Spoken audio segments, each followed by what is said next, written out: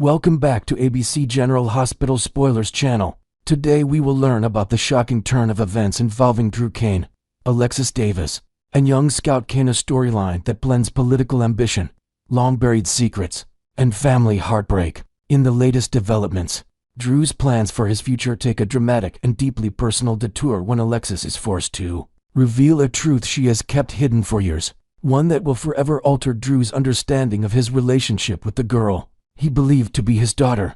For weeks, Drew has been quietly making arrangements to leave Port Charles behind and relocate to Washington, D.C., chasing a bold new dream of entering the political arena. His recent moves in business and networking with influential contacts have all been leading toward this goal, and Drew has been envisioning a fresh start in the nation's capital. More importantly, he has been imagining that this new life will include Scout Kane, the little girl he has raised and loved as his own. To Drew, there is no question that Scout belongs by his side, wherever his career might take him. But to Alexis Davis, Scout's grandmother and the woman who has been a steady figure in her life, Drew's plan threatens to upend the stability and happiness that Scout has found in Port Charles. Alexis has seen firsthand how deeply rooted Scout is in her current home, from her school and friends to the sense of community she feels. Moving her across the country, in Alexis's view, would be a disruption with consequences Drew hasn't fully considered. As the tension between them builds, Alexis realizes that she cannot rely on persuasion alone to change Drew's mind. Drew has always been a man who, once committed to a decision, rarely backs down. His sense of determination can be admirable, but it can also make compromise nearly impossible. Alexis begins to understand that there is only one card left to play on truth that could halt Drew's plans in their tracks. It is a truth she has held back for years, partly out of loyalty, partly out of fear of the damage it could cause. Now, with Scout's future hanging in the balance, Alexis makes the decision to reveal it. In a tense and emotionally charged meeting, Alexis confronts Drew with the truth about Scout's parentage. She hands him an envelope containing DNA test results, the evidence she has kept locked away since shortly after Scout's birth. With visible hesitation, Drew opens the envelope, scanning the lines of scientific data that confirm what Alexis is saying. Scout is not his biological daughter.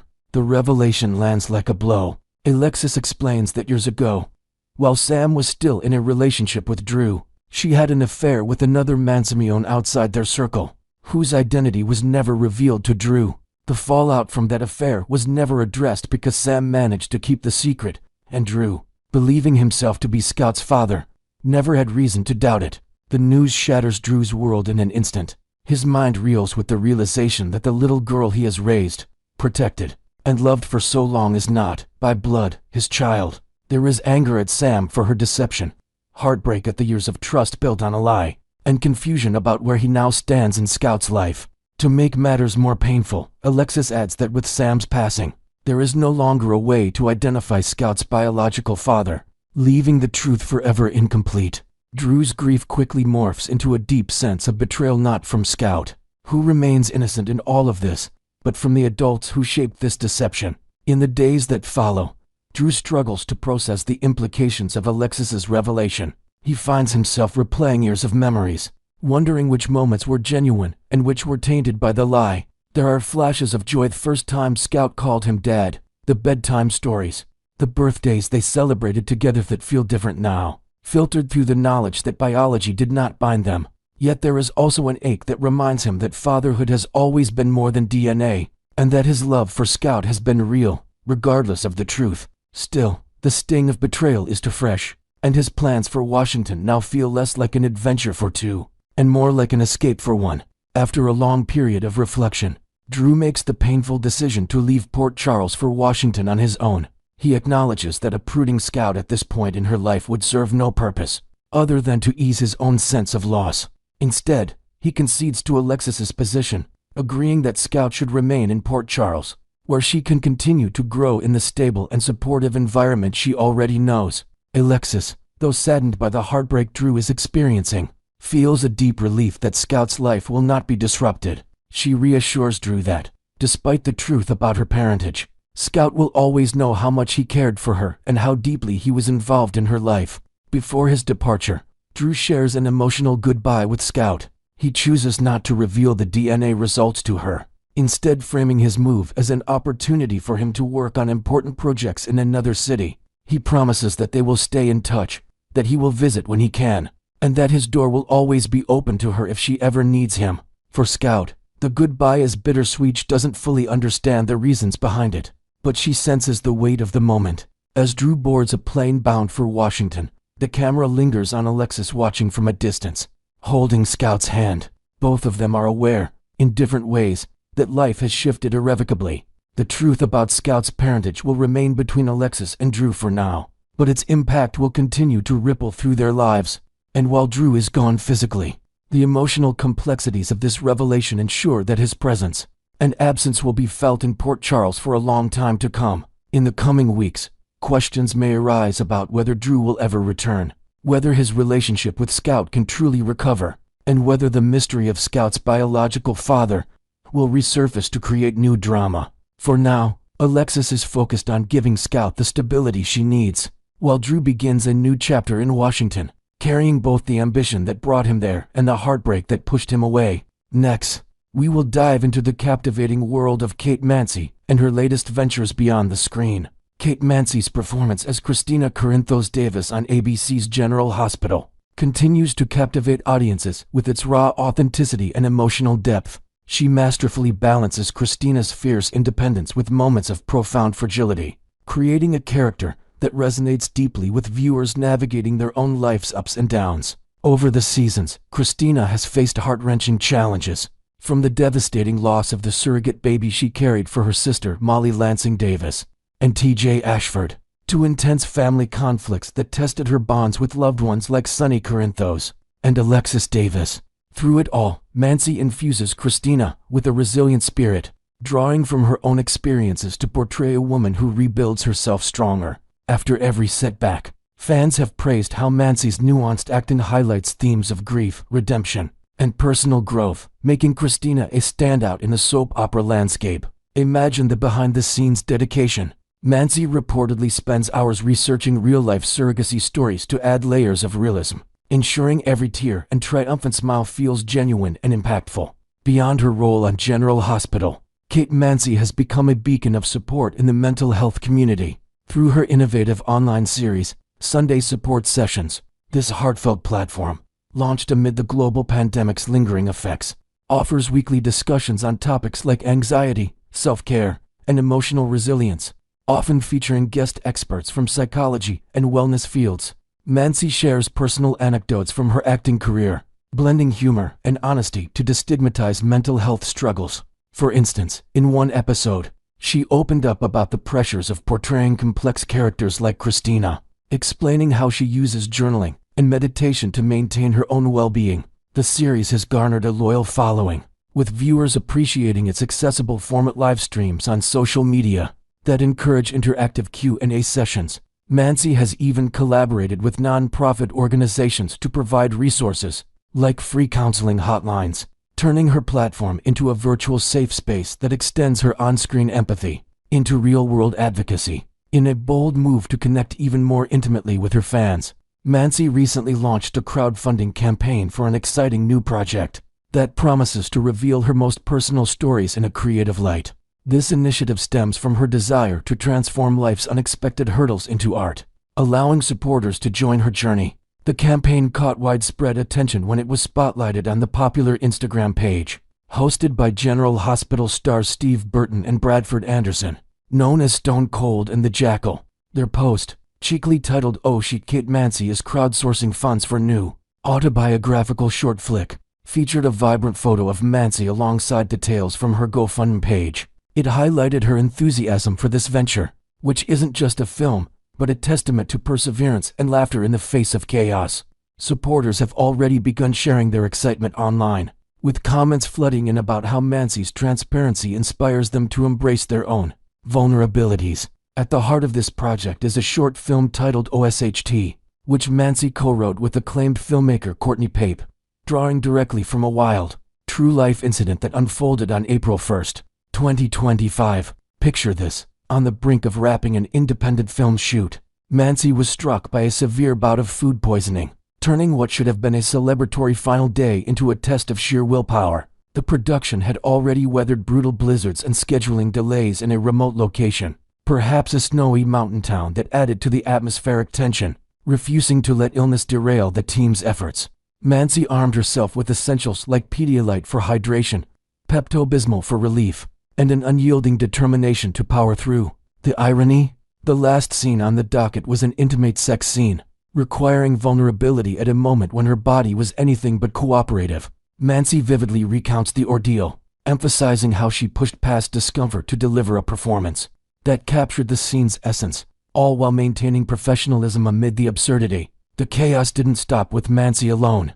The entire crew found themselves battling similar symptoms from what was likely a contaminated catering mishap, perhaps from undercooked local cuisine that no one anticipated. Yet, in a display of collective grit, they rallied together, declaring, "We were getting the shot, no matter what." This led to a hilarious cascade of mishaps. A makeup trailer transformed into a makeshift infirmary, filled with hurried remedies, an intimacy coordinator offering gentle guidance while over-preparing props, and Mansi's co-star, let's say a talented actor named Sharif, providing supportive encouragement. Mansi's humorous reflection captures the moment.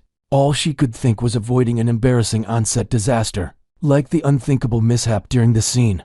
This comedy of errors, as she calls it, underscored the film's themes of resilience and the ridiculous side of human endurance, turning potential failure into a bonding experience for the team. Inventing new layers, one could imagine the crew sharing inside jokes post-shoot, like nicknaming the day Blizzard Belly Blues, which later inspired comedic elements in the script. Inspired by this unforgettable experience, Mansi teamed up with actor-producer J.J. Nolan and director Courtney Pape to craft OSHT into a short comedy that celebrates the hilarity hidden in hardship.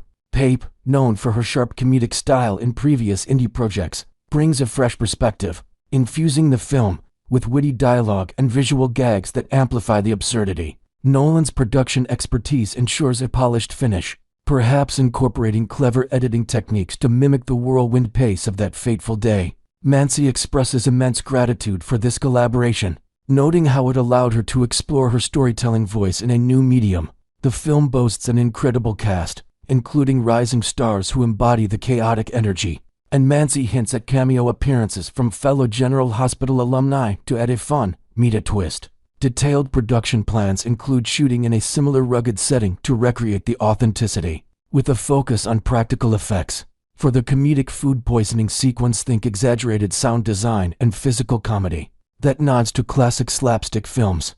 To bring this vision to life, Mansi is inviting fans to contribute via the GoFundMe campaign, offering enticing perks that make supporters feel like part of the production family. For modest donations, backers might receive digital downloads of behind-the-scenes footage or personalized thank you notes from Mansi herself. Higher tiers could include exclusive merchandise, like custom OSHT apparel featuring playful slogans, or even virtual set visits during filming. She's also planning limited edition scripts signed by the team, giving fans a tangible piece of the creative process. This participatory approach not only funds the project, but fosters a sense of community. Much like her Sunday support sessions, Mansi wraps up her campaign message with heartfelt thanks, emphasizing how fan involvement turns her personal story into a shared celebration of turning life's OSHT moments into something empowering and entertaining. As the campaign gains momentum, it's clear that Kate Mansi's multifaceted talents extend far beyond Port Charles, inspiring us all to find humor and strength in the unexpected. Next, we will uncover the intriguing secrets surrounding Britt Westburn's surprising survival and her hidden life away from Port Charles. In the ever-twisting world of ABC's General Hospital, the revelation that Britt Westburn is very much alive has sent shockwaves through fans, even as she maintains the facade of her demise to her devoted mother, Liesl Obrecht, and the rest of her circle. This clever deception isn't just a plot device. It layers on deeper motivations that go beyond the surface drama we've witnessed so far. Britt's choice to stay in the shadows hints at a web of protection, control, and unspoken fears that could reshape alliances in Port Charles. Imagine the emotional toll. Liesl, grieving what she believes is the loss of her daughter to a vicious attack, pours her energy into schemes and vendettas, unaware that Britt is out there, battling her own invisible chains. New whispers from set insiders suggest Britt's storyline might involve flashbacks to her death scene, revealing subtle clues she left behind, like a hidden message in her final words to Liesel, adding a poignant retrospect to her disappearance. Currently, Britt finds herself ensconced in a luxurious yet confining resort in the picturesque coastal town of Dubrovnik, Croatia, where the azure Adriatic Sea contrasts sharply with her restricted existence. Under the watchful eye of Pascal, a stern overseer employed by the same enigmatic boss as Britt, her movements are severely limited. Even confiscated her car keys, turning the opulent villa into a gilded cage. This setup evokes a sense of high-stakes espionage, with Pascal monitoring her every step, perhaps through hidden cameras disguised as ornate decor in her suite. We've observed Britt administering injections of specialized medications that appear to stabilize her Huntington's disease, a hereditary condition that's been a looming threat throughout her arc. These life-sustaining drugs, possibly engineered in clandestine labs by her shadowy employer or linked to the innovative work of Hank Dalton, represent her only lifeline against the disease's relentless progression. Inventing a fresh detail, rumors swirl that these injections include a rare compound derived from exotic Mediterranean herbs, sourced exclusively through this boss's network, making escape not just risky, but potentially fatal without a steady supply. Jason Morgan, ever the perceptive operative, has pieced together a compelling theory about Britt's self-imposed exile, sharing it confidentially with Sonny Corinthos amid the bustling underworld of Port Charles. He posits that Britt is deliberately allowing her loved ones to believe she's gone to shield them from the agony of witnessing her body's gradual betrayal due to Huntington's debilitating effect. Symptoms like involuntary movements, cognitive decline, and emotional turmoil that could erode her fierce independence. Even though Jason encountered her looking relatively stable during a covert meeting, he's acutely aware of the disease's degenerative nature, recalling how her early symptoms manifested in subtle tremors during tense hospital shifts. This protective instinct aligns with Britt's character, who has always prioritized others' well-being, much like her past sacrifices for friends like Brad Cooper. Adding a new layer, perhaps Jason's theory draws from his own experiences with loss, imagining Britt sparing Liesel the heartbreak of bedside vigils, complete with experimental treatments that might prolong life, but not without suffering, echoing real-world struggles with terminal illnesses portrayed in the show's medical storylines. Yet, Jason's insights only scratch the surface. There's undoubtedly more to Britt's decision to remain hidden, elements that even the stoic Stone Cold couldn't fathom from his vantage point. Her profound love for the people in Port Charles, including lingering affections for past flames like Jason himself or connections to Nina Reeves, makes her isolation all the more poignant, suggesting hidden perils that demand her silence. Delving deeper, one could envision Britt harboring secret communications, like encrypted messages to a trusted ally back home, hinting at dangers that would erupt if her survival became public knowledge. This secrecy amplifies the drama, as Britt navigates her solitude with a mix of resignation and quiet rebellion, her days filled with reflections on what she's left behind: family gatherings, hospital intrigues, and the simple joys of freedom she once took for granted. Britt's discontent is palpable as she operates under the thumb of this mystery boss, with Pascal serving as the enforcer of her virtual imprisonment at the resort, confined mostly to a single, high-tech room equipped with advanced computers and medical supplies. She pores over complex data from experiments conducted by Dalton back in Port Charles, analyzing results that could unlock breakthroughs in genetic therapies. But frustration is building.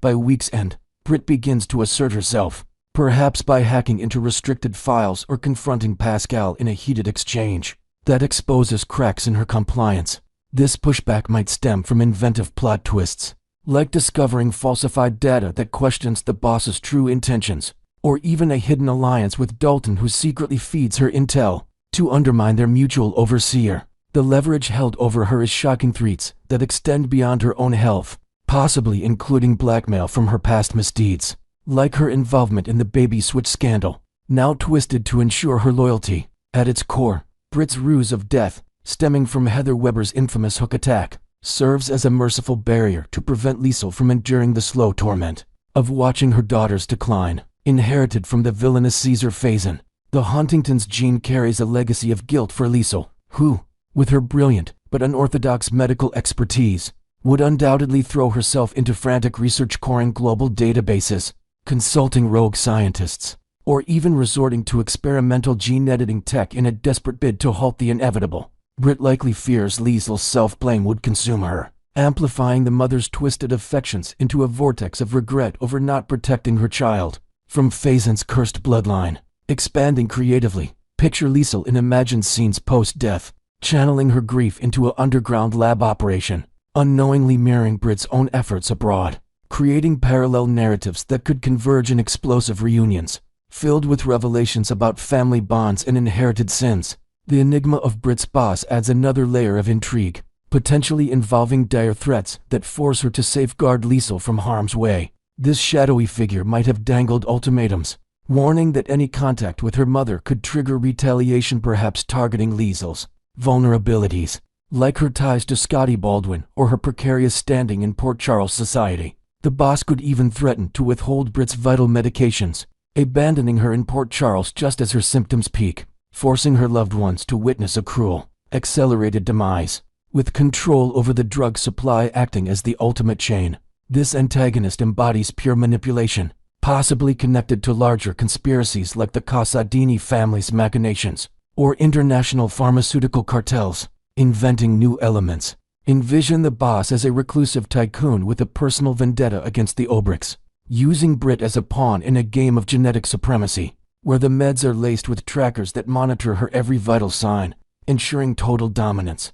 As these threads unravel on General Hospital, Brit's hidden life promises more twists, blending themes of sacrifice, control, and redemption. Fans are buzzing about potential crossovers, like Jason mounting a rescue or Liesel uncovering clues through her network of spies. Stay tuned to our channel for the latest spoilers and breakdowns. Port Charles is never short on surprises.